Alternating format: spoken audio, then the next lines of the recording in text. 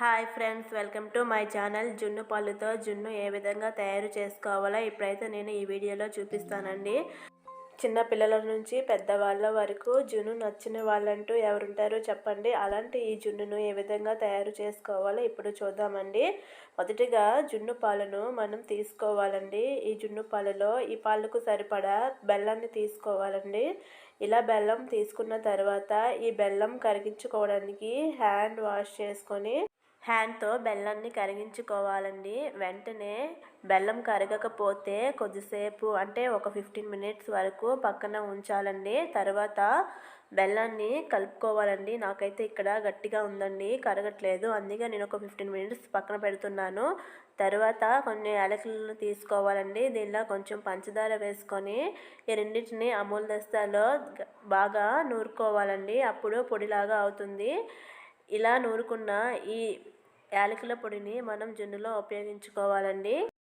ఇప్పుడైతే నేను ఇందాక ఒక 15 మినిట్స్ జున్ను పాలను పక్కన ఉంచాను కదండి, ఆ జున్ను పాలను మళ్ళీ కలుపుకుంటున్నానండి. బెల్లం మొత్తం కరిగేంత వరకు హ్యాండ్తో బెల్లం మొత్తం కరిగించుకోవాలండి. తర్వాత ఈ జున్ను పాలలో బెల్లంలో ఉన్న చెత్త తేలుతుంది కదండి, కాబట్టి ఈ జున్ను పాలను వడపోసుకోవాలండి.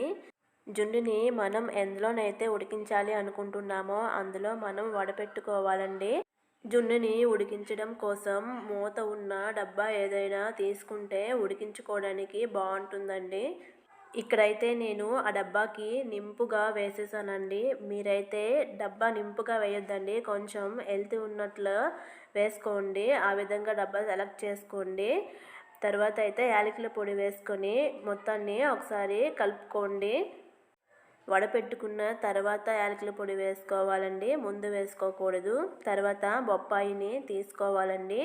ఈ బొప్పాయి పాలు వేసుకోవాలండి. ఈ బొప్పాయి పాలు ప్లేస్లో జిల్లేడు పాలైనా వేసుకోవచ్చండి.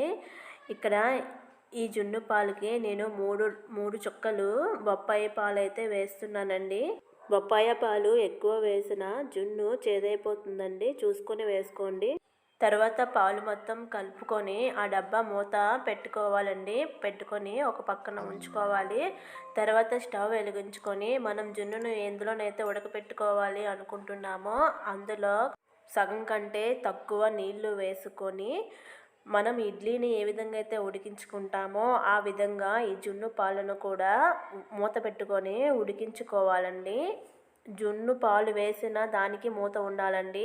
జున్ను ఉడికించడానికి నీళ్లు వేసిన దానిపైన కూడా మూత ఉండాలి. రెండింటిపైన మూత ఉన్నట్లు చూసుకోవాలండి. ఆవిరైతే బయటికి పోకుండా చూసుకోవాలి. తర్వాత ఒక 15 మినిట్స్ 20 మినిట్స్ వరకు ఉడికించుకోవాలి. తర్వాత మనం ఒకసారి బయటకు తీసి దాన్ని చెక్ చేయాలండి. అంటే ఉడికిందా లేదా జున్ను అని ఒకసారి చెక్ చేసిన తర్వాత ఉడికితే ఓకేనండి, లేదు అంటే మరి కొద్దిసేపు ఉడికించుకోవాలండి. ఇప్పుడైతే ఇక్కడ చూడండి, నేను జున్నును చెక్ చేస్తున్నాను. నాకైతే మరి కొంచెం ఉడకాలి అనిపించింది, అందుకనే మళ్ళీ నేను మూత పెట్టి కొద్దిసేపు అయితే ఉడికించుకుంటానండి. ఇంకొంచెం చూడండి, ఇక్కడ ఇంకా నీరులాగుంది. కాబట్టి ఇప్పుడు మళ్ళీ నేను కొద్దిసేపు అయితే ఈ జున్నును ఉడికించుకుంటానండి. మీరు మన ఛానల్ను ఫస్ట్ టైం చూస్తున్నట్లయితే ఇలాంటి మరెన్నో వీడియోస్ కోసం మన ఛానల్ను సబ్స్క్రైబ్ చేసుకోండి, బెల్ ఐకాన్ను యాక్టివేట్ చేసుకోండి. ఇక్కడ చూడండి, నేను మళ్ళీ ఒక 15 మినిట్స్ ఉడికించిన తర్వాత జున్ను ఏ విధంగా ఉందో చెక్ చేస్తున్నాను. ఇప్పుడైతే జున్ను పర్ఫెక్ట్గా ఉడికిందండి. జున్ను అయితే రెడీ అయిపోయినట్లేని ఈ విధంగా జున్ను ఉడికిందా లేదా చెక్ చేసుకోవాలండి. ఈ విధంగా జున్ను ఉడికించుకున్న తర్వాత స్టవ్ ఆఫ్ చేసుకొని 3-4 అవర్స్ అలా వదిలేయాలండి. తర్వాత దీన్ని తింటే చాలా బాగుంటుందండి. వెంటనే తినకంటే తర్వాత తినాలండి, బాగుంటుంది. ఇక్కడ చూడండి, నేను చేసిన జున్ను ఏ విధంగా వచ్చిందో. నాకైతే చాలా బాగా వచ్చిందండి జున్ను. మీరు కూడా ఇదే విధంగా పర్ఫెక్ట్గా జున్ను చేసుకోండి. మీకు ఈ వీడియో నచ్చినట్లయితే లైక్ చేయండి, షేర్ చేయండి. ఇలాంటి మరెన్నో వీడియోస్ కోసం మన ఛానల్ను సబ్స్క్రైబ్ చేసుకోండి. Thank you for watching. Please subscribe.